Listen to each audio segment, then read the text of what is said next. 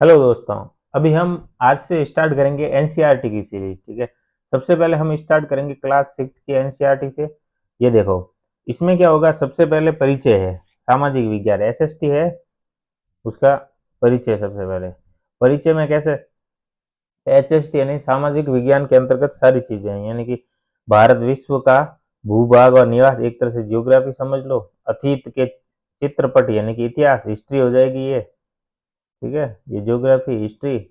और हमारी सांस्कृतिक विरासत और ज्ञान परंपरा, ये हो जाएगी आपके कल्चर। ठीक है। और फिर शासन यानी पॉलिटी, उनके बारे में। और फिर आर्थिक जीवन यानी कि इकोनॉमिक्स, है ना, इको इकोनॉमिक्स। ये सारी चीजें यहाँ पे एक तरह से दे रखी है। अब देखो, जैसे ज्योग्राफी बोला है, ज्योग्राफी के अंतर्गत क्या आएगा, तो पृथ्वी पर स्थानों की स्थिति, महासागर महाद्वीप स्थल रूप जीवन। ठीक है। और हिस्ट्री में उसकी टाइमलाइन, हिस्ट्री के जो सोर्सेज हैं वो। और इंडिया, इंडिया के बारे में कैसे क्या, इंडिया अर्थात, नहीं, भारत अर्थात इंडिया, मतलब वो भारत का नाम, भारत के इतिहास, वही भारतीय सभ्यता का प्रारंभ, यानी कि इंडस वैली सिविलाइजेशन और इन सब के बारे में। ठीक है दोस्तों। फिर देखो, जो कल्चर और आर्ट के बारे में जो नॉलेज है, ठीक है, उसके बारे में आगे देखेंगे तो भारत की सांस्कृतिक जड़ें, यानी कि कल्चर कहाँ से शुरू होता है। ठीक है, विविधता में एकता, ये भारत की पहचान, कि इतनी विविधता भारत में कैसे हो गई। तो जैसे हिस्ट्री पढ़ेंगे, जैसे जैसे साथ में कवर होती जाएगी, है ना। फिर है पॉलिटी। पॉलिटी कैसे, तो पॉलिटी में क्या, देखो दोस्तों, पॉलिटी हिंदी में लोकतंत्र, शासन, गवर्नेंस और लोकतंत्र यानी डेमोक्रेसी, है ना। हाँ, तो इसमें क्या, देखो, नगरीय क्षेत्रों की स्थानीय सरकारें, परिवार और समुदाय शासन, ग्रामीण क्षेत्रों की स्थानीय सरकार, ये सब पढ़ेंगे हम पॉलिटी वाले में। ठीक है। उसके बाद देखो दोस्तों, ये हो गया अपना जो इंट्रोडक्शन है ना, एक तरह से इंट्रोडक्शन ही देख लो, क्लास 6 की एनसीईआरटी और उसका इंट्रो, ये इंट्रो था। फिर देखो आगे, इसमें क्या ज्यादा कुछ पढ़ने की जरूरत नहीं है हमें, क्योंकि एक एक वर्ड बाय वर्ड तो हम जा ही नहीं सकते वैसे भी। देखो, इंट्रो में कुछ स्पेशल नहीं है। वापस वही जो हमने देखा था, भारत और विश्व, उसके भूभाग, उसके बारे में कुछ थोड़ा बहुत दे रखा है थ्योरी में, है ना। अतीत के चित्र ने, हिस्ट्री के बारे में हो गया ये। फिर सांस्कृतिक विरासत ज्ञान, ये जो जो हमने डायग्राम पढ़ा था ना अभी, जो डायग्राम जिस डिस्कशन किया था, उसी का जो लिखित रूप है, थ्योरी पोर्शन है ये, है ना। तो ये देखने की वैसे जरूरत नहीं है। ठीक है, ये हो गया इंट्रोडक्शन। ठीक है। अब है हमारा फर्स्ट चैप्टर, यानी कि पृथ्वी पर स्थानों की स्थिति। देखो दोस्तों, इस वीडियो में हम ज्योग्राफी के जो, इसमें जैसे क्लास 6 की एनसीईआरटी ले रहे हैं, उसमें एसएसटी, उसमें ज्योग्राफी में क्या है, 3 चैप्टर है शुरुआत के। ठीक है, तो 2-3 चैप्टर जो ज्योग्राफी वाले हैं वो एक साथ एक वीडियो में कर देंगे, उसके बाद में हिस्ट्री स्टार्ट होगी तो उसके 2-3 वीडियो एक साथ में कर लेंगे। ठीक है, तो ये है क्लास 6 की एनसीईआरटी, अब हो रही है स्टार्ट, यानी पृथ्वी पर स्थानों की स्थिति। ठीक है। शुरुआत में देखो, आर्यभट्ट, आर्यभट्ट का जो कोट है उसको दे रखा है, कैसे है, पृथ्वी अंतरिक्ष में स्थित है, जल पृथ्वी अग्नि वायु से निर्मित है, और ये गोलाकार है, और सभी स्थलीय और जलीय प्राणियों से घिरी है। तो ऐसा कुछ नहीं है वैसे। ठीक है, आर्यभट्ट का देख लेना है कि नाम, बस हम आगे देखते हैं, है ना। ये दे रखे हैं चिन्ह के बारे में, कि जो होते हैं ना, मैप, मैप कैसे बनता है, मैप में जो अम, प्रतीक चिन्ह होते हैं ना मैप के नक्शे में, जो कि इससे पता चलेगा ये हॉस्पिटल है, ये सिंगल रोड है, ये हाईवे है, ये नेशनल हाईवे, वैसे, है ना, स्टेट हाईवे, नेशनल हाईवे, वैसे बाजार, इन सब के जो चिन्ह होते हैं ना स्पेशल, उनके बारे में वो पढ़ने की वैसे जरूरत तो नहीं रहेगी हमें। ठीक है, मैप देखने में ये हो गया वो दिशा सूचक यंत्र। ठीक है, तो इसके बारे में भी कुछ देखने की जरूरत नहीं है। ये देखो, ये चिन्ह दे रखे हैं ना, रेलवे की छोटी बड़ी line, broad gauge railway line, कैसे क्या, सड़कें पक्की कच्ची, अंतर्राष्ट्रीय सीमा, राज्य सीमा, जल, ठीक है, नदी, कुआं, तालाब, ये गिरजाघर, छतरी, इन सब के बारे में इसे दे रखा है।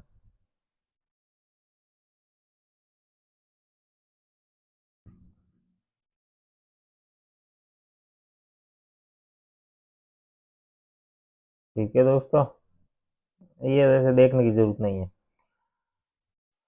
आगे इस चैप्टर में हमें, हाँ देखो, जो पृथ्वी है ना, पृथ्वी पृथ्वी पे किसी भी जगह को देखने के लिए, क्या स्पेसिफिक जगह यानी कोई भी पृथ्वी का कोई स्थान है, उसकी लोकेशन, एग्जैक्ट लोकेशन बताने के लिए हम क्या करेंगे, तो वहां पे क्या, पृथ्वी पे दो इमेजरी लाइट, यानी एक तो लॉन्गिट्यूड, ऊपर से नीचे लॉन्गिट्यूड, और लैटिट्यूड ये अक्षांश, ठीक है, लॉन्गिट्यूड हो गई देशांतर, और लैटिट्यूड हो गई अक्षांश, है ना, इन दो रेखाओं को, ये जहाँ पे इंटरसेक्ट करेगी तो उनकी डिग्री का एग्जैक्ट लोकेशन बता देंगे कि भाई ये जैसे 30 डिग्री उत्तरी अक्षांश और 30 डिग्री दक्षिणी, सॉरी पूर्वी पश्चिमी, जैसे देशांतर पूर्व पश्चिम होता है ना, तो पूर्वी देशांतर, तो उससे हमें एग्जैक्ट लोकेशन का पता चल जाएगा। मतलब दो लाइनें जहाँ पे काटेगी तो एक बिंदु को बोलने के लिए अपन बोल सकते हैं ना।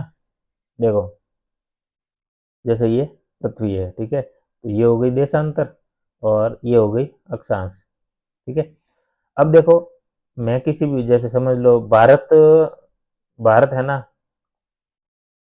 कर्क रेखा पे है ना, भारत कर्क रेखा पे है, तो उस पे वो क्या है, 23.5 डिग्री, ठीक है। तो अब जब 23.5 डिग्री बोलेंगे तो 23.5 डिग्री जो लाइन है पूरी पृथ्वी के चारों तरफ वो गोल घूम रही है और सीधी सीधी जा रही है, तो 23.5 डिग्री को देख के आप नहीं बता सकते कि भारत कहाँ पे है, ठीक है।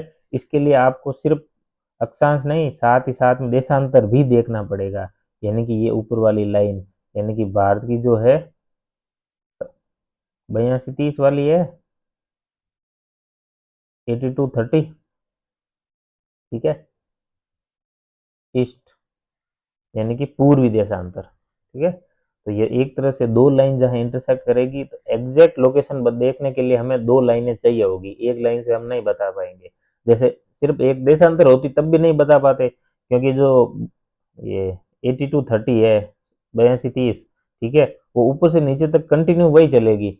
यहाँ पे जैसे कि आर्कटिक है, तो वह आर्कटिक में भी कई जगह हो सकती है, बीच में रसिया हो जाएगा, वहां भी कहीं हो सकती है, चाइना, इंडिया, ऐसे करके जो ये 82-30 लाइन चल रही है, इससे एग्जैक्ट लोकेशन सिर्फ इस एक लाइन से भी नहीं बता सकते, और जो अक्षांश है उससे भी नहीं बता सकते, ठीक है। तो इसके लिए हमें एक दो लाइनें चाहिए होगी जहाँ पे इंटरसेक्ट करेगी, एग्जैक्ट लोकेशन या पिन पॉइंट, एग्जैक्ट बिंदु देखने के लिए दो लाइनें हमेशा चाहिए होती हैं। इसलिए पृथ्वी पे ना काल्पनिक रेखाएं खींची गई, ठीक है, जो पृथ्वी के जो चारों तरफ घूमती हैं गोलाई में खींची गई, वो तो गई अक्षांश, ठीक है, ऊपर से नीचे यानी उत्तरी ध्रुव से दक्षिण ध्रुव को मिलाने वाली रेखाएं खींची गई, उनको बोला गया देशांतर, ठीक है। इंग्लिश में बोलेंगे देशांतर को लॉन्गिट्यूड, और जो चारों तरफ घूमती है उनको लैटिट्यूड, ठीक है। ये वैसे पता ही है आपको, देखने की वैसे जरूरत नहीं है, ठीक है। सबसे बड़ा जो अक्षांश होता है भूमध्य रेखा हो जाएगी, और सबसे छोटी वाली ध्रुवों पे 0 डिग्री, तो अक्षांश देशांतर में इतना कुछ नहीं है, ठीक है। दो लाइन की क्यों जरूरत पड़ी, तो उसके लिए मैंने ये चीज थोड़ी सी बताई आपको, ठीक है दोस्तों। ये होगी, ये भूमध्य रेखा, और ये मेन मुख्य यामयोत्तर, यानी वो ग्रीनविच रेखा 0 डिग्री, और ये भी 0 डिग्री भूमध्य रेखा, ठीक है। हाँ, देशांतर में बस ये एक चीज है ना, ये मेरिडियन ऑफ लॉन्गिट्यूड यानी देशांतर यामोत्तर कहा जाता है, जो मेन 0 डिग्री वाली होती है, जहाँ से स्टार्ट होती है, और जो 0 डिग्री है इसके वेस्ट साइड में जाओगे तो आप देशांतर रेखाओं के साथ में पश्चिम लगा दोगे, ठीक है, और ईस्ट वर्ड जाओगे तो वहां पे साथ में आप पूर्व लगा दोगे, पूर्वी देशांतर पश्चिमी देशांतर ऐसे, ठीक है। ये हो गई। अब ये मुख्य याम्योत्तर के बारे में कुछ देखने की बात यही है कि 1884 में कुछ देशों ने मिलके इंग्लैंड के लंदन में एक क्षेत्र को ग्रीनविच से गुजरने वाली याम्योत्तर यानी मुख्य याम्योत्तर के लिए अंतरराष्ट्रीय मानक माना, इसलिए इसको 0 डिग्री अंकित किया, ठीक है, क्योंकि किसी एक को तो 0 डिग्री बोलना ही पड़ेगा, वहां से अपन गिनती स्टार्ट करेंगे हम, है ना।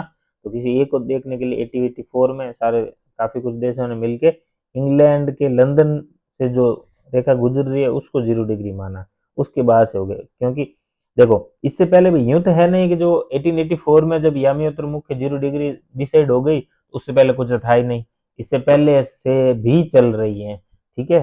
तो ये जो एनसीईआरटी न्यू एनसीईआरटी है इसमें क्या हुआ कि पहले तो नहीं बताते लेकिन न्यू एनसीईआरटी में बहुत कुछ चीजें ऐड की गई है हमारे, यही है जैसे प्राचीन भारत के इतिहास में जो जो चीजें मिस हो रही है, जैसे कि भारत में कुछ किस चीज का पहले से इन्वेंशन हो रखा है, वेदों में शास्त्रों में कहीं लिख रखा है, लेकिन मुख्य सिलेबस में नहीं था तो उनकी लाइनें ऐड की गई है, ठीक है। तो उनको देखना भी पड़ेगा, हो सकता है एमसीक्यू आ जाए, हो सकता है आपको कोई क्वेश्चन लिखने में हेल्प कर जाए, आंसर राइटिंग में हेल्प तो ऑब्वियस है करेगा ही करेगा, एमसीक्यू और आंसर राइटिंग दोनों में हेल्प करेगा, ठीक है। तो ये अक्षांश देशांतर में कुछ नहीं, ठीक है। अक्षांश उत्तर दक्षिण यानी पृथ्वी को 2 गोलार्धों में उत्तरी गोलार्ध और दक्षिणी गोलार्ध में बांटेगा, और देशांतर क्या करेगा कि पूर्वी और पश्चिमी में बांटेगा, ये जो दे रखा है यहाँ पे, ठीक है, ये आप देख लेना। फिर देखते हैं हाँ देखो 18 यही बात है 1884 में जब मुख्य यामी उत्तर डिसाइड हो गया था, लेकिन क्या उससे पहले कुछ नहीं था क्या, तो था, भारत में था, है ना। ये देखो यूरोप से अनेक शताब्दियों पूर्व भारत की स्वयं की मुख्य यामियोत्र थी। अब जो भारत की खुद की जो मुख्य यामियोत्र थी वो कौन सी थी, उसको मध्य रेखा बोलते थे, वो उसका लोकेशन क्या है, उज्जैनी यानी कि उज्जैन, एमपी उज्जैन का, है ना। उज्जैन के मध्य से गुजरती थी। उज्जैन अनेक शताब्दियों तक खगोल विद्या का प्रतिष्ठित केंद्र रहा है। लगभग 1500 वर्ष पूर्व खगोलविद वराह मिहिर, ये देखो रहे जिन्होंने अपना कार्य किया है, देख लो। आगे अपने भारत की जो विद, ठीक है, भारतीय खगोलविद शून्य मुख्य यामियोत्र सहित अक्षांतर देशांतर से परिचित थे। ये चीजें यूं नहीं है कि 1884 में जब बाहर यूरोप में ये मुख्य यामियोत्र डिसाइड हुआ था तो उसके बाद से ही लोगों में जागरूकता आई कि हाँ यामियोत्र अक्षांश देशांतर नाम की कुछ चीजें होती है, नहीं, भारत में इससे पहले से चल रहा है, ठीक है। ये आगे देखो सभी भारतीय, हाँ देखो ये उज्जैन का जो यामियोत्र है, भारत के जो पुराने ग्रंथ है, खगोलीय ग्रंथ है, उसमें गणना के लिए इसी को यूज लिया जाता था, ठीक है। मानचित्र में उज्जैन यामियोत्र के निकट प्राचीन शहरों को दर्शाया गया। अब जो नीचे मानचित्र दे रखा है वो देखेंगे हम, है ना। ये देखो ये, ठीक है। अब देखो ये क्वेश्चन आ सकता है, जैसे भारत का जो प्राचीन यामियोत्र था, प्राचीन,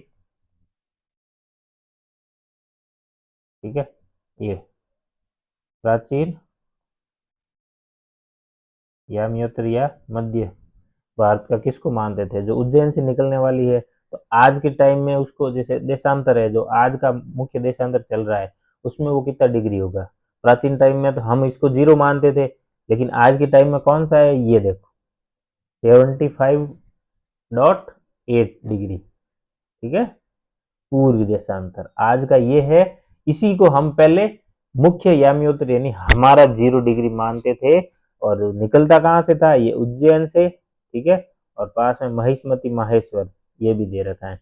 ये है प्राचीन नगर, ये जो डॉट ये राउंड सर्कल में है ये सारे सारे पुराने शहर हैं, और ये जो बॉक्स दे रखा है ना क्यूब, उसमें क्या है, ये न्यू वाले है सारे, जैसे आज का कोलकाता हो गया, दिल्ली हो गया, बेंगलुरु, चेन्नई, ठीक है। चेन्नई पहले कुछ था ही नहीं ना देश आज़ाद होने के बाद, जैसे कन्याकुमारी ये पुराना है, ठीक है।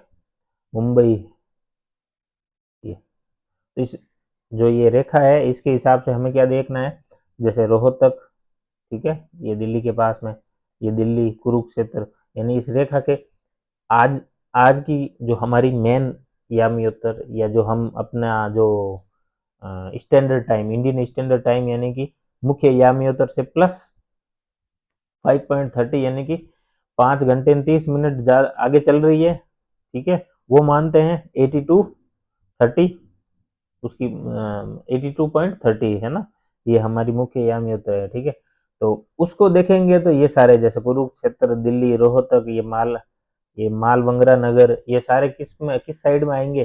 जो भारत का, अगर यहाँ से कहीं से निकलेगी वो, है ना, तो इस हिसाब से ये सारे ईस्ट में आ जाएंगे। ये तो वैसे वेस्ट में है ही है, ये ईस्ट में आ जाएंगे। लेकिन प्राचीन टाइम में ये कहाँ आते थे? वेस्ट में आते थे ये सारे। कुरुक्षेत्र हो गया, रोहतांग दिल्ली हो गया, मालबंगरा हो गया, ये सारे वेस्ट में आते थे। और मेन इस रेखा पे स्थित कौन से शहर थे? एक तो उज्जैन था, है ना, मुख्य तो उज्जैन है, और साथ में महिष्मती या महेश्वर नगर देखो आप, तो भी ये भी आ जाएगा इस पे, है ना। मुंबई, बेंगलोर, कोलकाता, ये कन्याकुमारी, कन्याकुमारी का माइंड में आएगा कि क्या पता कन्याकुमारी था पहले, मुख्य जो प्राचीन हमारी यामियोत्तर थी या मध्य रेखा थी, उस पे कन्याकुमारी आता ही होगा। तो नहीं, कन्याकुमारी साइड में रह जाएगा, ये थोड़ा सा ध्यान रखना। ठीक है दोस्तों, हो गया उत्तर दक्षिण पूर्व पश्चिम, कुछ भी करने का कहे तो आप आराम से कर दीजिएगा।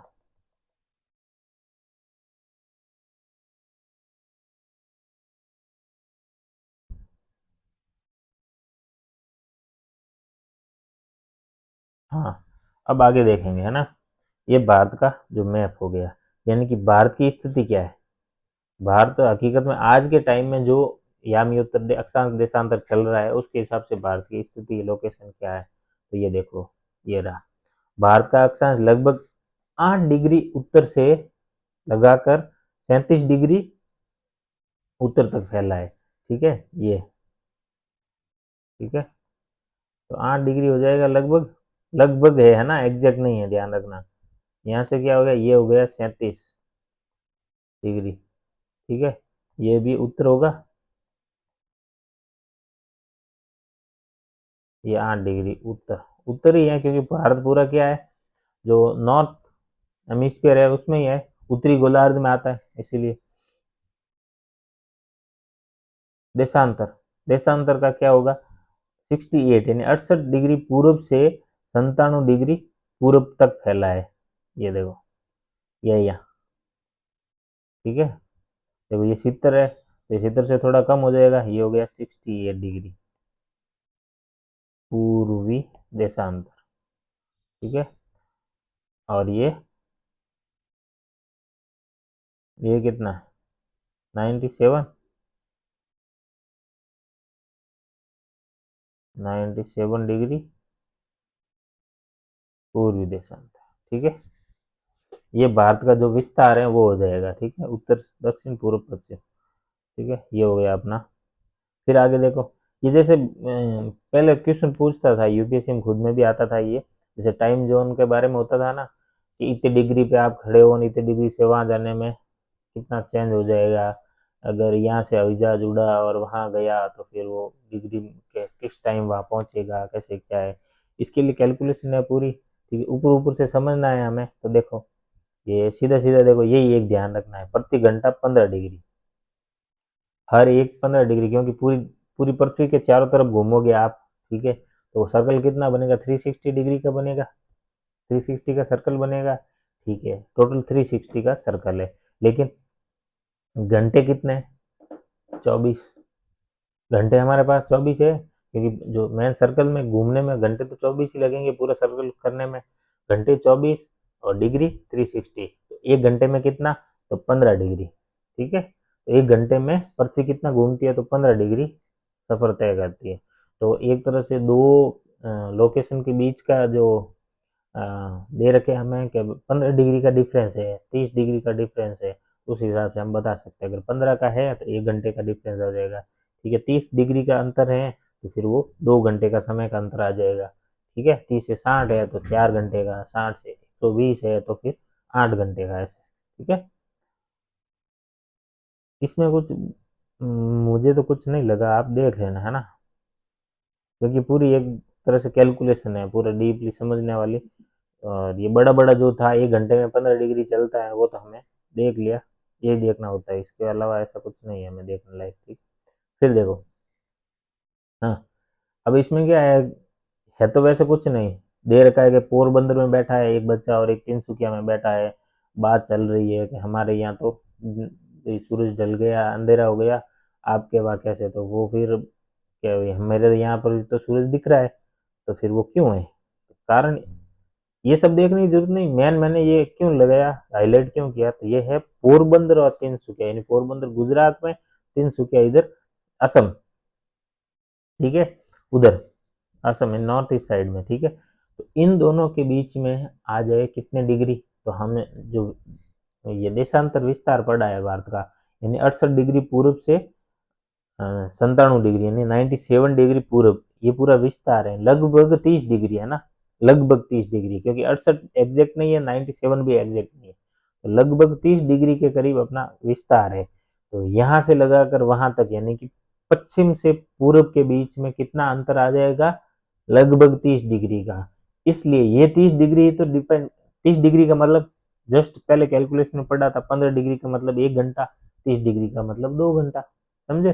तो लगभग 2 घंटे का, लगभग एग्जैक्ट नहीं बता रहा हूँ, लगभग बोल रहा हूँ, बार बार ध्यान रखना, लगभग 2 घंटे का फर्क रहता है नॉर्थ ईस्ट में और वेस्टर्न साइड में, इंडिया की वेस्टर्न स्टेट और नॉर्थ ईस्ट में, सूरज ढलने में, सूरज उगने में, ठीक है, सनराइज सनसेट में लगभग 2 घंटे का अंतर रहता है, ठीक है, इसलिए ये हाईलाइट किया था। आगे देखो, जो भारत का हमारा स्टैंडर्ड टाइम है वो कितना है, वो जो ग्रीनविच मीन टाइम जीएमटी से कितना है, +5:30, बस, ठीक है,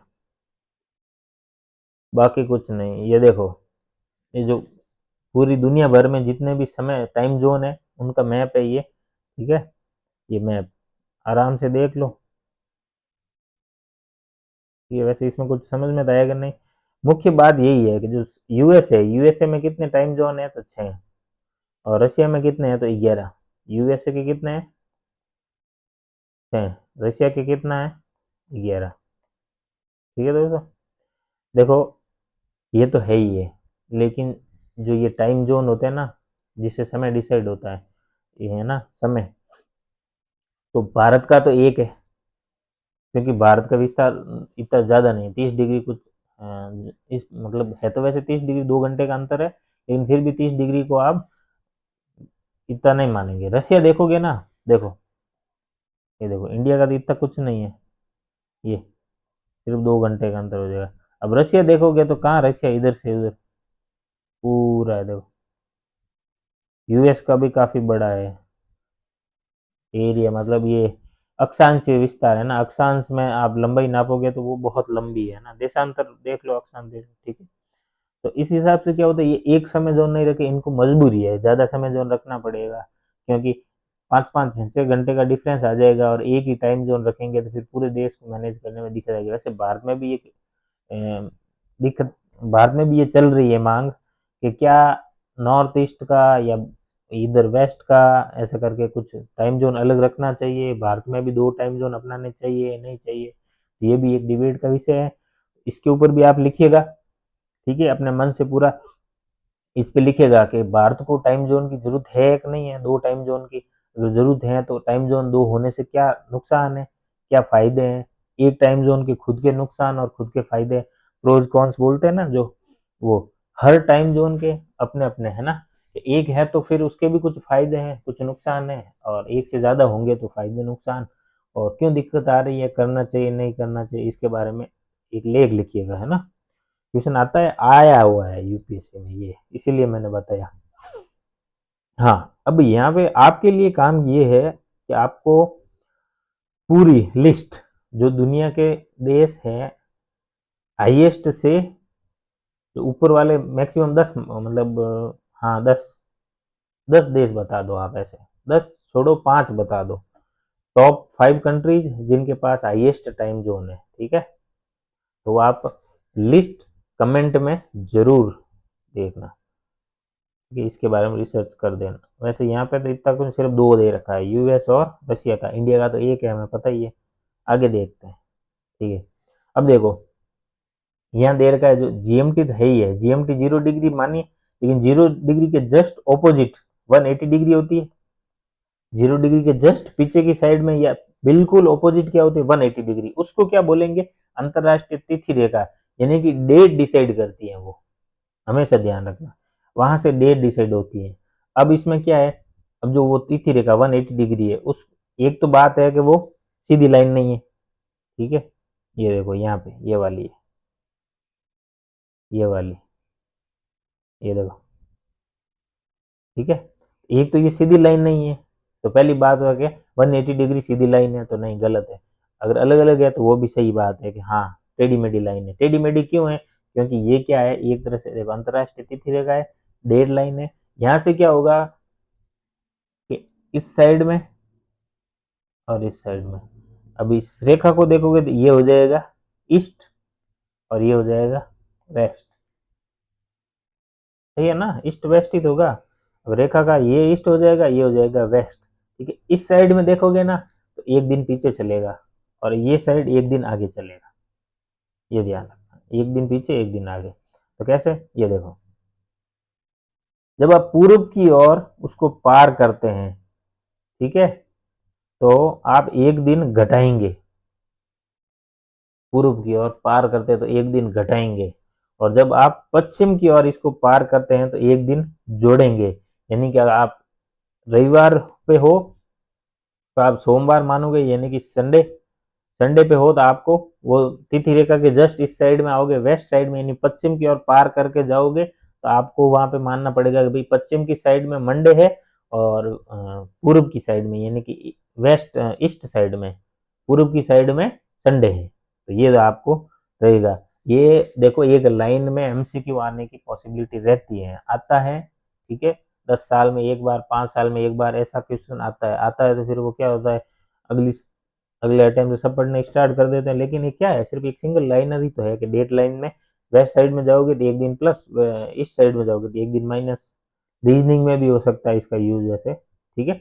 ये देखो ये टेढ़ी मेढ़ी होती है ना, टेढ़ी मेढ़ी क्यों होती है, कुछ कंट्रीज क्या होता है इस जो लाइन है इसके ऊपर आ जाते हैं, वो कंट्रीज, उन कंट्रीज को क्या है दिक्कत आती है कि लाइन के बीच में आ गए तो एक ही कंट्री में दो तो दिन एक साथ नहीं हो सकते ना। टाइम तो जोन चलो समझ में आया, थोड़ा बहुत इधर उधर हो गया, लेकिन एक ही कंट्री में दो डेट नहीं हो सकती ना।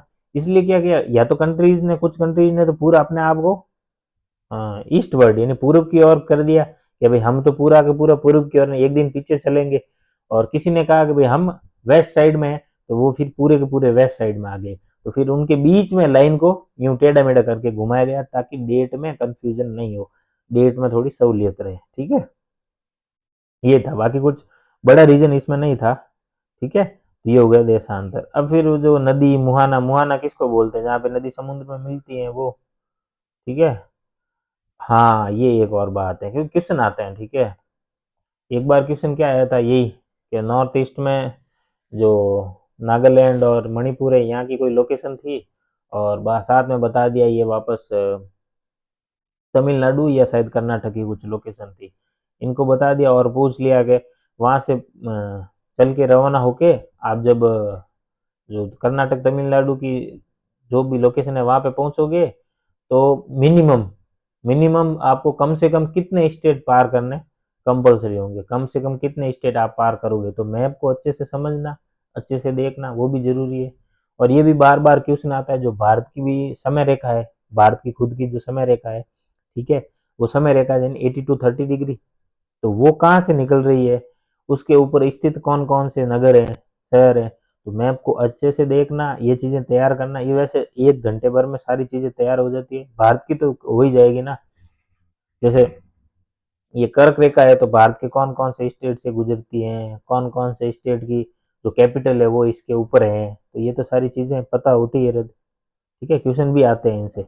इसलिए मैंने यहाँ पे हाईलाइट किया है कि जो दिल्ली और बेंगलुरु है ना, भारत का दिल्ली और बेंगलुरु, ठीक है, अक्षांश यानी कि जैसे ये दिल्ली हो गया, ठीक है, और नीचे है बेंगलोर, अक्षांश यानी लेटीट्यूड, लेटीट्यूड देखोगे तो फिर क्या होगा, ये हो गया 29, यानी दिल्ली 29 पे, बेंगलोर 13 पे, ठीक है। अक्षांश तो अलग अलग है क्योंकि अलग अलग ही होगा, लेकिन देशांतर यानी कि लॉन्गिट्यूड ऊपर से नीचे देखोगे ना तो ये 77 पे है दोनों, यानी कि अक्षांश ये जो लॉन्गिट्यूडनल एक ही लाइन पे आ रहे हैं, दोनों एक ही लाइन में है, कौन, दिल्ली और बेंगलुरु। तो ये आप थोड़ा सा ध्यान रखना, माइंड में रखने की बात है, इसका कुछ लोड नहीं लेना, आए या नहीं आए एग्जाम में क्वेश्चन, ठीक है दोस्तों। तो ये हो गया अपना पहला चैप्टर खत्म, इसके क्वेश्चन आप देख लेना। फिर आते हैं हम सेकंड चैप्टर पे, है ना। सेकंड चैप्टर फिर महासागर महाद्वीप हो जाएगा, यानी ओशियन और कॉन्टिनेंटल। ठीक है, ये जूल्स वर्न 1870 में इन्होंने क्या बोला इसके बारे में देख लो। महासागर ही सब कुछ है, यानी कि सब कुछ महासागर ही है, पृथ्वी के चारों तरफ जल ही भर रखा है। 7/10वें भाग पर व्याप्त है, यानी महासागर कितना है पृथ्वी का, लगभग 70% मान लो, है ना। इसकी श्वास शुद्ध और स्वस्थ है। ठीक है, यानी किसकी, महासागर की। ठीक है, निर्जन स्थल है जहाँ मानव कभी अकेला नहीं हो सकता, क्योंकि यहाँ जहाँ मानव कभी अकेला नहीं हो सकता, क्योंकि यहाँ जीवन का अपने आप ही अनुभव करता है। महासागर प्रकृति का विस्तृत भंडार है। दूसरे शब्दों में कहे तो संसार का आरंभ महासागरों से हुआ है। कौन जानता है इसका अंत इसमें न हो। मतलब एक तरह से ये फ्यूचर की बात है, कौन जानता है इसका अंत इसमें न हो, यानी कि महासागर से ही तो जीवन, यानी कि मछली, मछली से हुआ है ना प्रारंभ। इवोल्यूशन पढ़ते हैं तो वहां पे मछली स्टार्ट में देखते हैं, सबसे पहले मछली का ही देखते हैं। मछली, मछली से फिर वो कछुआ और ये सब करते हुए धरती पे आया जीव, है ना। तो मछली से स्टार्ट हुआ, और अब ये अंत, अंत का बताने का मतलब है कि महासागर में ही सब पानी पानी हो जाएगा ये। हाँ, महासागर किसको कहते हैं, महाद्वीप किसको कहते हैं, देखने की जरूरत नहीं है। ठीक है, नौसेना का प्रतीक चिन्ह देख लो ऊपर ऊपर से कैसे क्या है कि भाई समनो वरुण, वरुण क्या है, हे वरुण हमारे लिए कल्याणकारी हो। वरुण कौन है, महासागर आकाश और जल के वैदिक देवता की स्तुति। ठीक है, इसमें अशोक चक्र, ये एंकर, ये सब है। ठीक है, सम नो वरुण, वरुण क्या है तो ये वैदिक देवता है। आकाश, महासागर और जल के वैदिक देवता को वरुण बोलते हैं, है ना। ये हो गई पृथ्वी। पृथ्वी पे क्या दर्शाया गया है, तो अभी तो कुछ देखो, गल्फ, महासागर, इन सब की डिटेल में आगे आ जाएगा, ये देखने की जरूरत नहीं है। हाँ, ये वर्ड्स ध्यान रखना, क्योंकि जहां भी आप पढ़ो ना, क्योंकि एनसीईआरटी में इनकी पिक्चर दे रखी है, तो आगे पढ़ते टाइम इनको थोड़ा माइंड में रखना होता है, कहाँ भी आ जाए, कहीं भी पढ़ो और ये आ जाए आगे, इनके बारे में थोड़ा ध्यान से देख लिया करना। क्योंकि जो अखबार पढ़ रहे हो आप, है ना, द हिंदू जो भी पढ़ रहे हो आप, ठीक है, अगर वहां पे आगे आपके सामने आ जाए तो इनको देख लेना।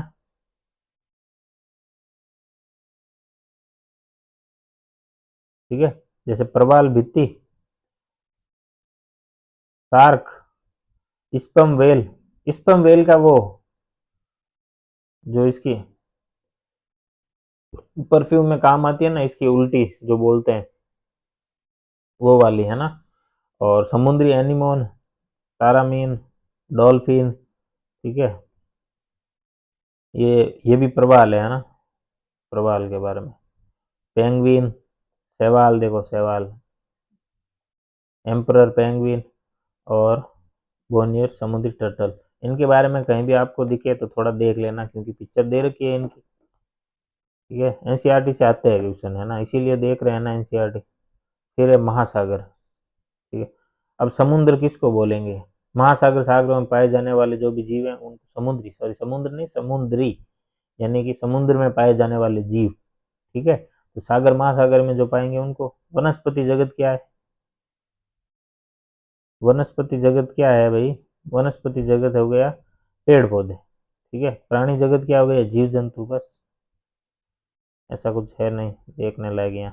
ठीक है, इस मैप का क्या है, ये तो जैसे पूरा दे रखा है विस्तृत के, north America, south America, Africa, Eurasia यानी यूरोप और एशिया दोनों, ऑस्ट्रेलिया, ये हिंद महासागर, दक्षिणी महासागर, पांचों महासागर और सातों महाद्वीपों का ये मैप है। ठीक है,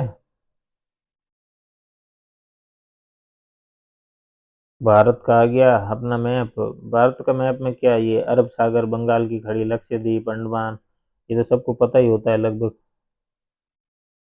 ठीक है, तो हाँ, ये यहाँ पे क्या, जब डिजास्टर मैनेजमेंट, आप आपदा प्रबंधन जो अपने सिलेबस में है मैन, वहाँ का कोई क्वेश्चन आ जाए तो उसके लिए आप, जैसे सुनामी पे आ जाए, ठीक है, तो उसके लिए है। 26 दिसंबर 2004 को हिंद महासागर में जो सुनामी आई थी, भारत और आसपास के लगभग 13 देशों को इसने प्रभावित किया था। और कारण क्या था कि इंडोनेशिया में जो भूकंप आया था, वहां से लगभग 2 लाख लोगों ने इस पूरी सुनामी, इस आपदा में जान गंवाई थी अपनी। भारत में ये कहाँ कहाँ पे था, तो अंडमान निकोबार द्वीप समूह हो गया, क्योंकि वो ये देखो, ये देखो क्या इस साइड से आया था अंडमान निकोबार द्वीप समूह, ठीक है। और ये पूरा तट लगभग ये सब यहाँ पे सुनामी का असर था सबसे ज़्यादा, है ना, ठीक है। तमिलनाडु केरल के तटीय भीषण जानमाल की हानि, इसलिए ये है ना, ये आप रीडिंग करना है ना, क्योंकि रीडिंग करोगे ना तभी जाके आप लिख पाओगे डिजास्टर मैनेजमेंट में, क्योंकि मेंस का है टॉपिक ये। तो मेंस में फिर आपको क्या है, वहाँ पे सिर्फ देखने से और फैक्ट रटने से कुछ नहीं होगा, वहाँ पे रीडिंग के साथ साथ में आपको राइटिंग की भी स्किल भी चाहिए होती है ना। इस प्रकार सुनामी के बारे में दे रखा है ना। इसके लिए क्या पूर्व चेतावनी प्रणाली होती है, ठीक है। हिंद महासागर में भी ये चेतावनी प्रणाली है, जो सारे देश मिलकर इस चेतावनी प्रणाली का यूज करते हैं, और लीडर भारत ही ऑब्वियस, भारत के पास इसमें लीड है ना। आपदा प्रबंधन में है ना, जो जहाँ भी आपदा प्रबंधन के लिए जो सबसे मेन थीम है वो है राष्ट्रीय आपदा प्रबंधन प्राधिकरण, ठीक है। फिर महाद्वीप के बारे में, महाद्वीप क्या है, जो बड़े स्थल खंड है वो महाद्वीप, जो जल राशि है वो महासागर, तो बड़े स्थल खंडों को महाद्वीप, छोटे स्थल खंडों को द्वीप, ऐसा करके बोलेंगे, ठीक है। ये यूरोप का दे रखा है कि यूरोप और भारत एशिया के विकास में विभिन्नता थी। भूगर्भ शास्त्री तो यूरेशिया ही बोलते हैं, यानी यूरोप और एशिया को एक ही बोलते हैं। ये वैसे तो भूगर्भ शास्त्री कभी कभी अफ्रीका को भी एक ही बोलते हैं ना, अफ्रीका और यूरेशिया को भी कभी कभी बोलते हैं एक ही था। तो मेन तो ये है कि 7 महाद्वीप है, ये 4 5 6 ये छोड़ो, सिर्फ ये देखो 7 है। ये तो पता ही है आपको कि अफ्रीका, अंटार्कटिका, ऑस्ट्रेलिया, एशिया, उत्तरी अमेरिका, दक्षिण अमेरिका, यूरोप, ठीक है। ये ओलंपिक का एक ध्यान रख लेना है ना, ओलंपिक जो खेल होते हैं उसमें ये जो 5 छल्ले हैं, है ना, ये 5 छल्ले, 5 किसके हैं, तो ये 5 महाद्वीप हो गए। कौन कौन से 5, अफ्रीका हो गया, अमेरिका हो गया, एशिया, ऑस्ट्रेलिया और यूरोप, ठीक है। अमेरिका में पूरा एक ही ले लिया इन्होंने, है ना, अमेरिका का पूरा एक हो गया, क्योंकि एक मान के ले लिया। और अंटार्कटिका इन्होंने इसमें, अंटार्कटिका वैसे भी वहाँ पे कोई जीवन है नहीं, कोई रहते नहीं है, तो फिर मानव निवास नहीं है ना अंटार्कटिका में, इसलिए उसको लेने का कोई सेंस भी नहीं है, क्योंकि ये खेलों का है। इसीलिए ये 5 छल्ले हो गए। और ये इसका 5 छल्ले किसका प्रतीक है, तो 5 महाद्वीप, तो कौन कौन से महाद्वीप, देखो उत्तरी और दक्षिणी अमेरिका को आप अलग नहीं करके सिर्फ एक अमेरिका बोल देना, और बाकी जो अंटार्कटिका तो करना है नहीं, बाकी जो सारे है जो है, ठीक है। अब ये बॉक्स वाली एक्सरसाइज है ना, ये क्या क्या इन्होंने जो स्क्वायर बना के बताया है, एक तरह से जिसके ज़्यादा स्क्वायर है उसका एरिया ज़्यादा है, तो क्षेत्रफल के हिसाब से कौन सा महाद्वीप सबसे बड़ा छोटा, ये देख लेते हैं, ठीक है। एशिया सबसे नंबर 1 पे है। देखो एशिया और इन सब में ज़्यादा कन्फ्यूजन नहीं है, उसके बाद में ही कन्फ्यूजन स्टार्ट होता है। तो सेकंड नंबर पे आ जाएगा अपना अफ्रीका, थर्ड पे आ जाएगा उत्तरी अमेरिका, और फोर्थ पे आ जाएगा दक्षिणी अमेरिका, ये ध्यान रखना।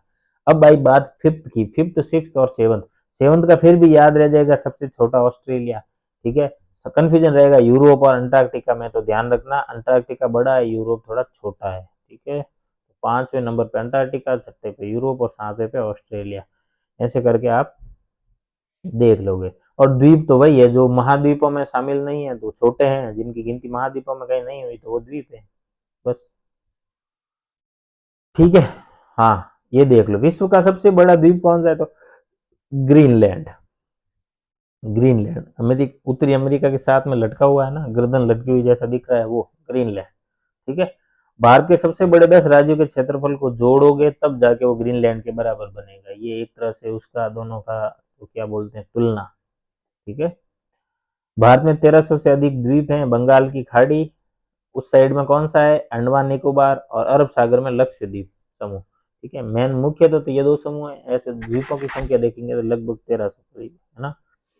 छोटे छोटे द्वीप या कहीं पे कोई निवास होता है नहीं होता है, द्वीप तो द्वीप होता है ना, ठीक है। फिर 1981 में क्या हुआ था, ये अंटार्कटिका, अंटार्कटिका पे भारत ने भी कार्यक्रम स्टार्ट किया था, अंटार्कटिका पे पहुंचा 83 में, भारत का खुद का जो अंटार्कटिका पे जो बेस बनाया इसने पहला, ठीक है, वैज्ञानिक बेस स्टेशन बनाया था, उसका नाम क्या था, दक्षिणी गंगोत्री नामक था भारत का पहला स्टेशन। उसके बाद में 2 और बेस बनाए थे, ठीक है। अब इनके नाम कौन से हैं, इनका नाम वैसे याद नहीं दे रखा है, लेकिन आप बताओ कौन से हैं, ठीक है, ये है अपना क्वेश्चन मार्क।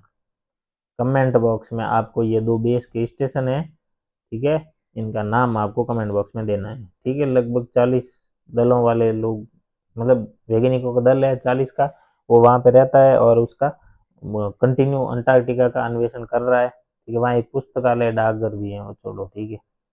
हाँ, महासागर क्या है, महासागरों की वजह से महाद्वीपों में वर्षा होती है, मेन तो एक तरह से जल चक्र यानी कि वाटर साइकिल का हिस्सा है ये, ठीक है।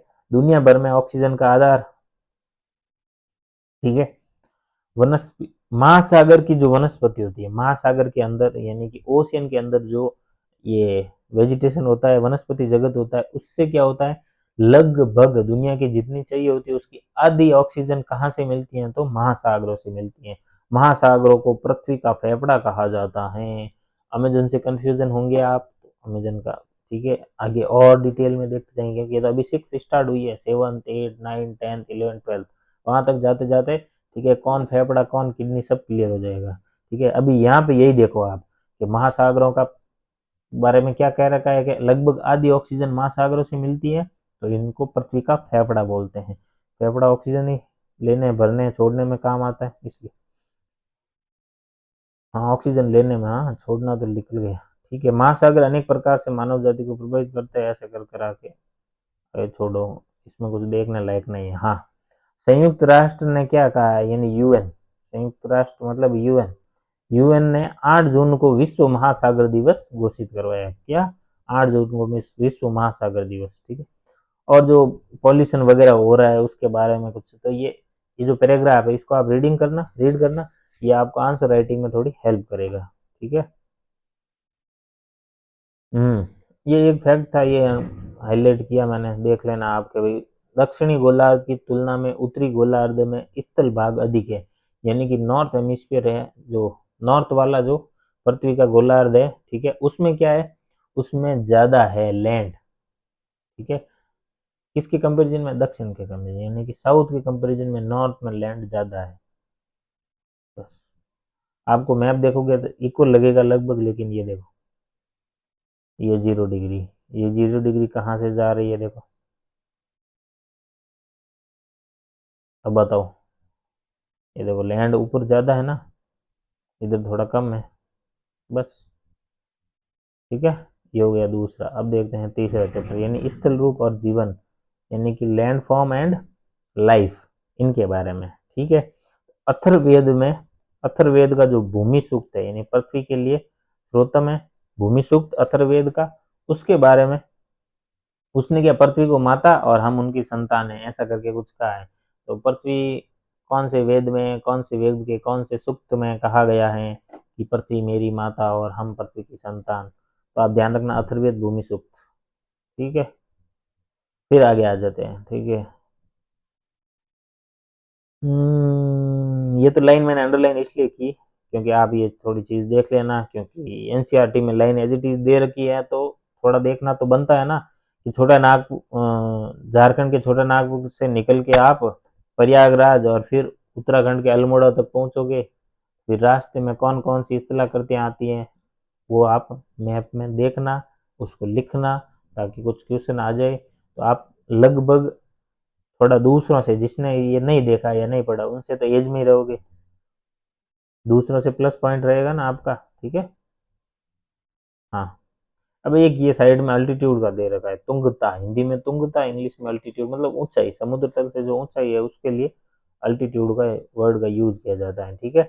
इस कलाकृतियों को तीन में बांटा, पर्वत, पठार और मैदान, ठीक है। सबसे पहला पर्वत, पर्वत अल्टीट्यूड में सबसे ऊपर होते हैं, पर्वतों का अल्टीट्यूड यानी ऊंचाई सबसे ऊंची होती है, उनके बाद में पठार और फिर मैदान, सिंपल बात है ये, बस ये ध्यान रखना। देखो, पठार और पर्वत में अंतर पूछेगा तो वैसे नहीं, अगर खुद को देखना हो तो वही होता है कि पठार के ऊपर क्या होता है, पठार होता है ऊपर से यूं, स्लोप तो ये है स्लोप, जो इसका टॉप है शंकरा शिखर यानी चोटियां, ठीक है, ऐसे होता है शंकु। और उसमें पठार में कैसे होगा, ऐसे, ये होगा प्लेटू, पठार, और जो पर्वत, ठीक है, पर्वत का इसमें यही डिफरेंस होता है, ज्यादा कुछ डिफरेंस नहीं होता है। और पर्वत की हाइट ज्यादा होती है जबकि पठार की अपेक्षाकृत कम होती है, पर्वत की तुलना में कम होती है। ठीक है, यूं दुनिया का देखोगे तो सबसे ऊंचा पठार कौन सा है? तिब्बत का पठार है सबसे ऊंचा, आगे आ भी जाएगा, देख लेंगे।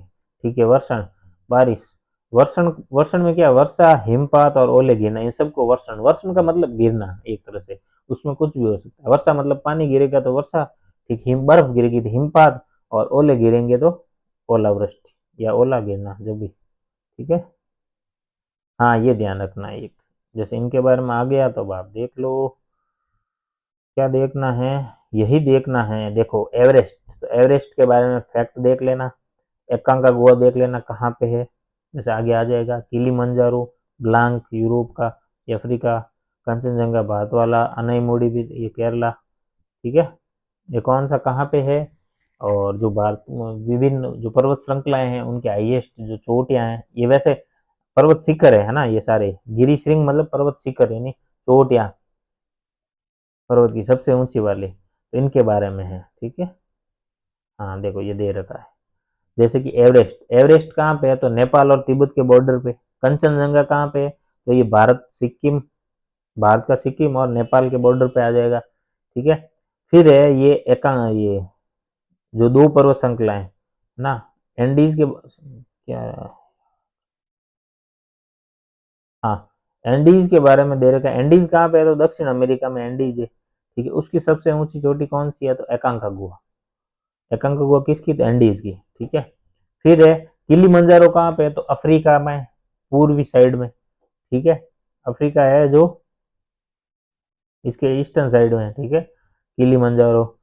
ठीक है, फिर आगे देखो, हाँ ब्लांक यूरोप में, आल्प्स, आल्प्स की सबसे ऊंची चोटी कौन सी है? ब्लांक यूरोप की।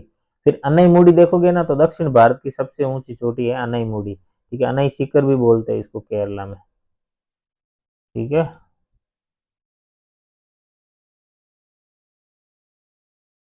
ये देख लेना।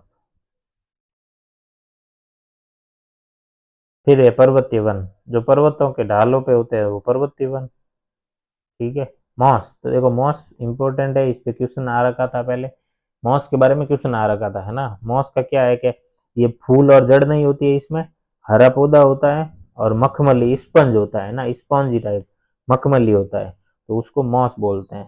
ठीक है, फिर है लाइकेन, लाइकेन भी एक तरह का जीव ही है, लेकिन वो क्या है कि चट्टानों, दीवारों पे, पेड़ों पे चिपक जाता है लाइकेन वो। ठीक है, तो इनके बारे में आता है। वैसे ये आ जाएगा, पर्यावरण का टॉपिक है, फिर भी ठीक है ना, क्यों एनसीईआरटी में, ये एसएसटी की एनसीईआरटी, इसमें सारे मिला के ही दिया हुआ है ना। 11th 12th में जाओगे तो फिर स्पेसिफिक अलग अलग हो जाएगा सारे के सारे। हम्म, देखो पर्वतीय परिवेश, इसमें क्या है, जो पर्वतों के ढाल पे हैं तो उनको पर्वतीय वन बोलते हैं। पर्वतों पे कौन कौन से वृक्ष होते हैं? तो शंकुधारी वृक्ष, यानी छतरी वाले शंकुधारी वृक्ष कौन से? ऐसे ऐसे जो पेड़ होते हैं वो, उनमें कौन सा है? पाइन या चीड़, फर, स्प्रूस और देवदार। अब इनके बारे में आप देख लेना कि ये देवदार, जो स्प्रूस, फर, पाइन, चीड़, इनका यूज क्या होता है, ये स्पेसिफिकली कहाँ पे, जैसे यूं तो पर्वतों पे बोल दिया, लेकिन भारत में पर्वतीय क्षेत्र कौन से हैं, कहाँ पे ये सारे होते हैं? ठीक है, पर्वतीय क्षेत्र जहाँ पे हाइट ज्यादा है, यानी हिमालय वाले जो क्षेत्र है वहां पे ये सारे होंगे। ठीक है, ऊंचाई अधिक होती है। ठीक है, और शंकु के आकार के होते हैं, इनकी पत्तियां पतली और नोकदार होती है, नोकदार। ठीक है, अधिक ऊंचाई पर पेड़ों की जगह घास। अब देखो जितना हाइट पे जाओगे, पर्वत में जितना हाइट पे जाओगे ना, फिर धीरे धीरे पेड़ खत्म हो जाएंगे, पेड़ की जगह घास हो जाएगी। ठीक है, घास होगी, मॉस यानी काई। ठीक है, काई बोलते हैं, मॉस को काई भी बोलते हैं, और लाइकेन भी उग जाते हैं। ठीक है, फिर देखो कालिदास का कुमार संभवम, जो इनका ग्रंथ है, कुमार काव्य ग्रंथ कुमार संभवम, उसकी एक दो चार लाइनें दे रखी हैं, तो आप ध्यान रखना बस इतना, यही क्या, ये कुमार संभवम किसका है? तो कालिदास का है बस। फिर देखो ये पेरेग्रीन फाल्कन, ये हिमालयन तहर, इनका आयुष्यन, देखो इनका आयुष्यन देख लेना। ठीक है, और एरिया देख लेना, ये कहाँ पे होते हैं, कैसे क्या है इनका कुछ, आजकल तो बिहेवियर भी पूछते हैं ना, तो बिहेवियर भी देख लेना। हाँ ठीक है, फिर और किसका थे? पहाड़ी खरगोश, ईगल। ठीक है, कैनेडियन लिंक्स, फिर याक, आइबेक्स, ग्रे फॉक्स, तेंदुआ, भालू, ठीक है, इन सब के बारे में थोड़ा थोड़ा देख लेना। फिर आगे दे रखा है जो हिमालय की जो नदियां हैं उसमें गंगा विशालतम है, गंगा की 2500 किलोमीटर लंबाई है, ठीक है। और जो पर्वतों से जो निकलती हैं, ठीक है, कौन कौन सी नदियां हैं, यमुना और घाघरा, ये भी हिमालय से निकल रही है। सोन नदी क्या है, विंध्याचल श्रृंखला से आ रही है, ठीक है।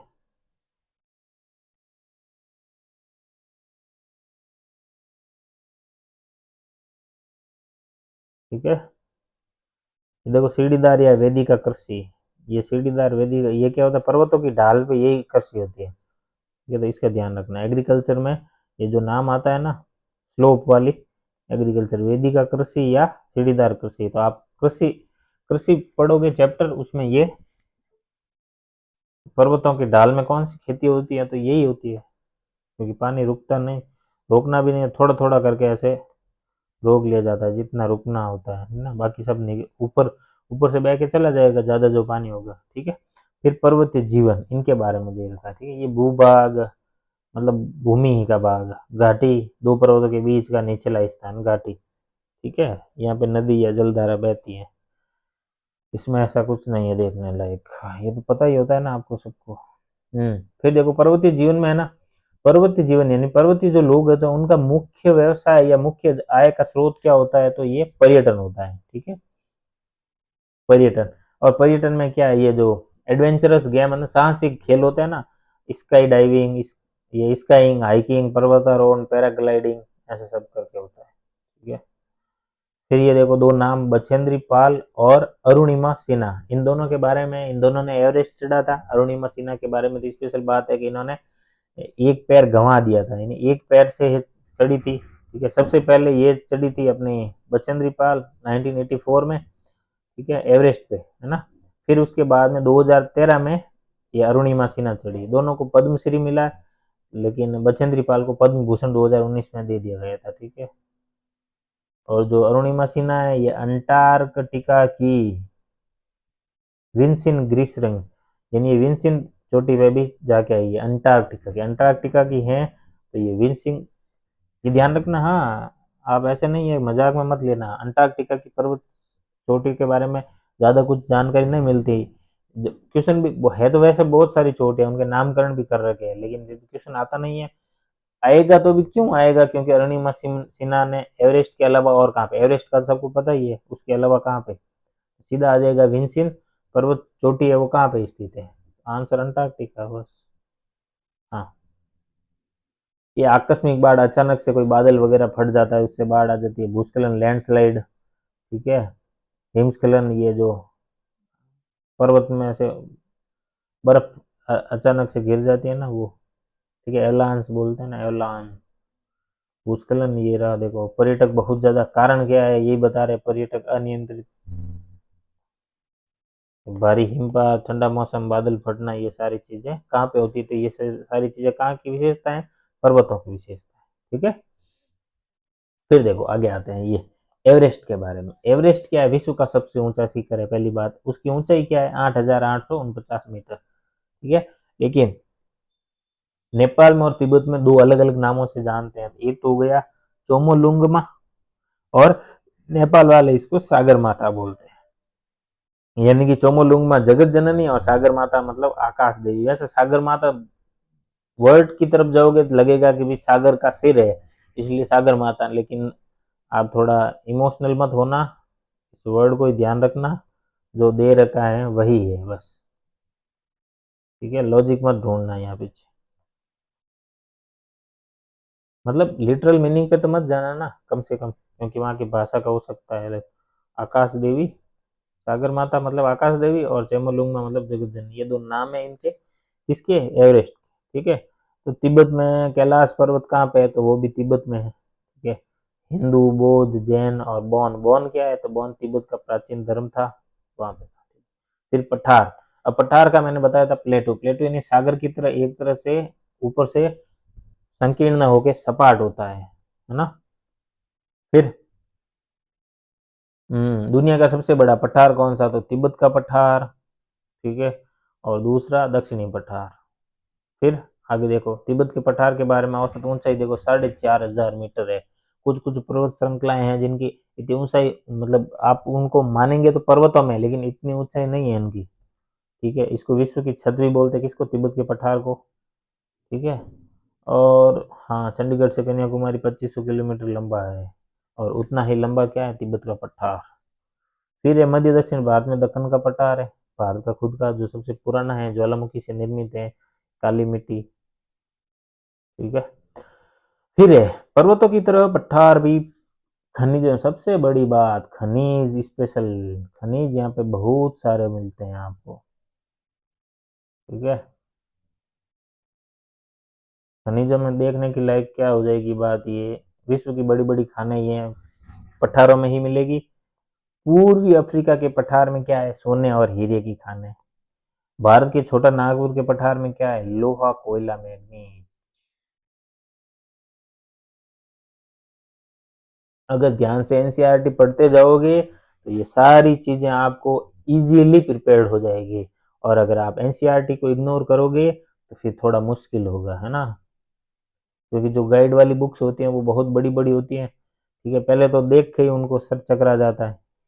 ठीक, और क्वेश्चन आते भी एनसीईआरटी से ही है। ठीक है ना, तो एनसीईआरटी तो करनी है ही है।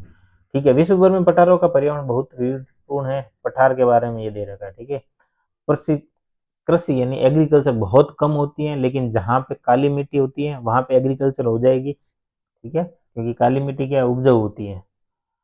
ठीक है ना, और मेन क्या है, जो जलप्रपात होते हैं, वाटरफॉल है, वो मुख्यतः पठारों में ही मिलते हैं हमने वाटरफॉल। कौन कौन से, तो दक्षिण अफ्रीका में देखोगे तो जेम्बेजी नदी के ऊपर जो विक्टोरिया जलप्रपात है वो फेमस है। भारत में छोटा नागपुर के पठार में स्वर्ण रेखा नदी पे जो हुंड्रू हुंड्रू जलप्रपात, ये क्वेश्चन आ सकता है कि हुंड्रू जलप्रपात कौन सी नदी पे है, तो स्वर्ण रेखा की नदी पे। एरिया कौन सा, तो छोटा नागपुर का पठार। ठीक है, फिर है पश्चिम घाट में, पश्चिम घाट में यानी कि आप देखोगे जो भारत के जो नीचे ये केरला साइड में इधर है ना, पश्चिम घाट में, पश्चिम घाट पूरी यूं अंदर चलेगी। पश्चिम घाट में है शरावती नदी के ऊपर जोग जलप्रपात है, कर्नाटक में है ना, कर्नाटक, केरला बोल रहा हूँ मैं, कर्नाटक। ठीक है, तो वो हो गया जोग जलप्रपात। ठीक है, मेघालय में है चेरापूंजी, मेघालय के पठार में कौन सा है, मेघालय के पठार या चेरापूंजी पठार है ना, चेरापूंजी जगह है मेघालय में, उसका नाम है, जहाँ पे भारत की सबसे ज्यादा बारिश कहाँ होती है, तो चेरापूंजी का नाम ही आएगा मेघालय का। ठीक है, वहां पे सबसे ज्यादा बारिश होती है, लेकिन जो जलप्रपात है वहां, उसका नाम क्या है, नह कालिकाई, नह कालिकाई जलप्रपात। ठीक है, ये उसका चित्र है, देखो कितना मनोरम है ना, चेरापूंजी पठार से गिरता नह कालिकाई जलप्रपात। बस यही देखा। समुद्र तल क्या है, तो देखो समुद्र तल सही में, सही देखोगे तो क्या होगा, जैसे कहीं से अंदर है, कहीं से बाहर है, कहीं ऊपर है, अप है, डाउन है, ऐसे करके जो मीन, जो मध्य ये लिखा है ना, मध्य समुद्र तल, यानी कि सारी जो समुद्रों की दुनिया भर की सारी जहाँ की इस ऊंचाई है उनका औसत निकालेंगे तो उसको बोलेंगे मध्य समुद्र तल, है ना, और उसी को क्या बोलेंगे, समुद्र तल बोलते हैं बस। तो हर चीज की, देखो पर्वतों की जब ऊंचाई ऊंचाई के बारे में बोलना होगा ना तो ऐसे बोलेंगे। जैसे माउंट एवरेस्ट का अभी हमने पढ़ा था कि 8,849 मीटर माउंट एवरेस्ट की ऊंचाई है, लेकिन ऊंचाई किस सेंस में, तो समुद्र तल से 8,849 मीटर, और समुद्र तल क्या है, तो जो समुद्र की औसत ऊंचाई है वहां से लिया जाता है। ठीक है, आगे देखो, ये तो हो गया। अब क्या, मैदान के बारे में देखो, पर्वत पढ़ लिया, पठार पढ़ लिया, अब तीसरा जो है मैदान। मैदान क्या है कि 300 मीटर से अधिक नहीं होते हैं हाइट में। ठीक है, पर्वतों से जो नदियां ये गाद मिट्टी बालू चट्टाने और ये सब लेके आती है, ये लाके कहाँ पे डालती हैं, तो ये मैदानों में लाके डालती है, और मैदान बने ही किससे हैं, तो नदियों द्वारा बालू मिट्टी गाद लाई गई पर्वतों से, कंकड़ पत्थर जो भी तलछट, ये सारी की सारी क्या करती है, मैदान बनाती है। ठीक है, तो मैदान क्या है, उपजाऊ क्षेत्र है, यहाँ पे कृषि होती है, एक तरह से समतल है। ठीक है, और व्यवसायिक कृषि होते हैं यहाँ पे, और वनस्पति जीव जंतु ये सारे के सारे क्या, ज्यादातर क्या है, नदी के आसपास, ये मैदानों के आसपास ही, तो मैदानों में ही जनसंख्या सबसे ज्यादा होती है। अभी मैप है तो मैप देख लेते हैं को क्या क्या दे रखा है। ये अलास्का दे रखा है, अलास्का एक तरह से क्या है, पर्वत ही है, रॉकीज पर्वत है। ठीक है। ये एंडीज, ये जो ब्राउन कलर की लाइन है ना स्ट्रिप, ये एंडीज है। अमेजोन क्या है, ये हरा हरा दे रखा है, ये नहीं जंगल, अमेजोन जंगल है। वैसे अमेजोन नदी है लेकिन इस जंगल, ठीक है, अमेजोन नदी यहाँ से निकल रही है ना, इस नदी के आसपास जो जंगल बना है उसको अमेजोन जंगल और अमेजोन नदी, ठीक है। ये मिसिसिपी है, मिसिसिपी नदी का जो एरिया है वो मिसिसिपी, मिसिसिपी नदी का उत्तरी अमेरिका, अमेजन नदी दक्षिण अमेरिका, एंडीज हो गया। ये पेटागोनिया, पेटागोनिया क्या है, पठार, ये क्या अर्जेंटीना है ना। फिर एटलस, एटलस भी क्या है, पर्वत श्रृंखला है, लेकिन है कहाँ पे, तो अफ्रीका में। नील नदी, ये नील नदी का क्षेत्र है इसलिए नील नदी। और ये पूर्वी अफ्रीका, पूर्वी अफ्रीका, ये ब्राउन क्यों, तो पूर्वी अफ्रीका यहाँ पर्वत है छोटे छोटे के टुकड़ों में इसलिए दे रखा है, ठीक है। यूराल भी पर्वत है। मंगोलिया क्या है, पठार है। तिब्बत, ये तिब्बत का पठार, तिब्बत के पठार के जस्ट नीचे हिमालय, और ये इधर यांगसी नदी, ठीक है। और बीच में भारत, हिमालय के जस्ट नीचे देखोगे तो गंगा ब्रह्मपुत्र का मैदान आ जाएगा, ये सिंधु का मैदान इधर, ये ग्रीन कलर का एक तरह से मैदान है ना। ये मिसिसिपी का मैदान हो गया, अमेजन मैदान, नील नदी द्वारा बनाया गया मैदान, सिंधु का मैदान, और ये गंगा और ब्रह्मपुत्र का, इधर यांगसी नदी का, ठीक है।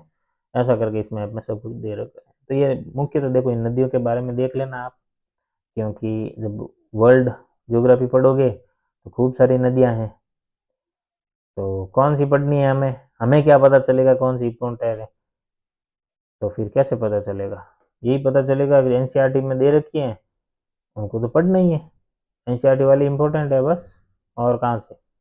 ये गंगा नदी का जो मैदान है उसका जो सैटेलाइट इमेज है वो दे रखा है, ब्राउन क्या वो क्या, वो छोड़ो। भारत की कुल जनसंख्या का एक चौथाई से अधिक हिस्सा, लगभग यानी 40 करोड़ जनसंख्या गंगा के मैदान में रहती है, गंगा के मैदान में, यानी यूपी, बिहार और ये, ठीक है, वेस्ट बंगाल, ये गंगा के मैदान में आ जाएगा। और फिर इधर हरियाणा, ठीक है, तो कुछ एरिया आ जाएगा वैसे गंगा के मैदान में, ठीक है। और मैदानी भागों में क्या होता है, मत्स्य पालन, क्योंकि नदी चलती है तो मत्स्य पालन, और नदी के आसपास के एरिया में उपजाऊ भूमि है तो वहाँ पे कृषि, ये दोनों होती हैं। चावल, गेहूँ, मक्का, मोटे अनाज, ये सारे कहाँ पे होते हैं, तो ये मैदानों में सबसे ज़्यादा होते हैं, ठीक है। मैदानों में कपास और जूट और सन, ये तीनों रेशेदार, यानी कि इनसे वस्तुएं बनती हैं, रेशा रेशा निकलता है ना इन फसलों से, तो इन रेशेदार फसलों का कहाँ पे होता है, ये भी मैदानों में ही होगी, ठीक है। परंपरागत कृषि वर्षा पे निर्भर करती थी, लेकिन बाद में जब नहरें वगैरह बन गई, नहरों का जाल बन गया, नदी कूप यानी कि भूमिगत जल निकाल बाहर निकालने लग गए, उससे क्या हुआ, धीरे धीरे जहाँ नदियां नहीं है तो वहां भी, वहां पे बारिश क्या, वर्षा के अलावा भी कृषि होने लग गई, पहले तो बारिश पे निर्भर थी, ठीक है, ठीक है। लेकिन क्या हुआ, देखो इससे एक प्रॉब्लम आ गई, जो भूमिगत जल का अत्यधिक दोहन करने के कारण से भूमिगत जल का स्तर धीरे धीरे गिरने लग गया, बहुत ही संकटकालीन स्थिति में पहुंच गया है अभी, ठीक है। और गंगा के मैदान के बारे में है तो बढ़ती हुई जनसंख्या और प्रदूषण, ये समस्या यहाँ की है, ठीक है। अब संगम, संगम क्या होता है, जहाँ पे दो या दो से अधिक नदियां मिलती हैं तो उसको संगम बोलते हैं। लगभग संगम को हर जगह पे, कहीं पे संगम है दो नदियों का, उसको पवित्र मानते हैं ना, पवित्र, ठीक है। वहाँ पे त्योहार, समारोह, धार्मिक कृत्य किए जाते हैं, ठीक है। नदियां हैं तो नौका चालन यानी कि नावें वगैरह ये चलेगी, आर्थिक गतिविधियां उससे नदियों में नौकाओं से होती हैं। आज भी देखो, ये देखो फोटो देखो, ठीक है, गंगा नदी में है नौका परिवहन, ठीक। लचीलापन या रेजिलियंस, यानी चुनौती कठिनाइयों का सामना करने अथवा उनके अनुसार ढलने की क्षमता, यानी रेजिलियंस, लचीलापन किसको बोलते हैं, ठीक है। तो एथिक्स में ये आपके वर्ड काम आ जाएगा, एथिक्स के लिए ये वर्ड काम आ जाएगा, ठीक है। तो लचीलापन या रेजिलियंस मतलब चुनौतियों कठिनाइयों का सामना करना या उनके अनुसार ढलना या खुद ढालना खुद को, ठीक है। अब बात आते हैं आगे, इसमें मैदान की कर ली। अब मरुस्थल, मरुस्थल में क्या है, मरुस्थल गर्म और ठंडे दो होते हैं।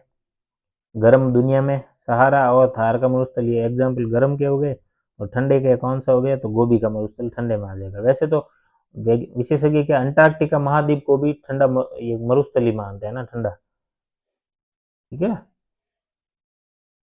फिर ये तमिल, तमिल की जो संगम कविताएं हैं, तमिल साहित्य हैं, उसके अनुसार ये विभाजन कर रखा है भूमि का, ठीक है।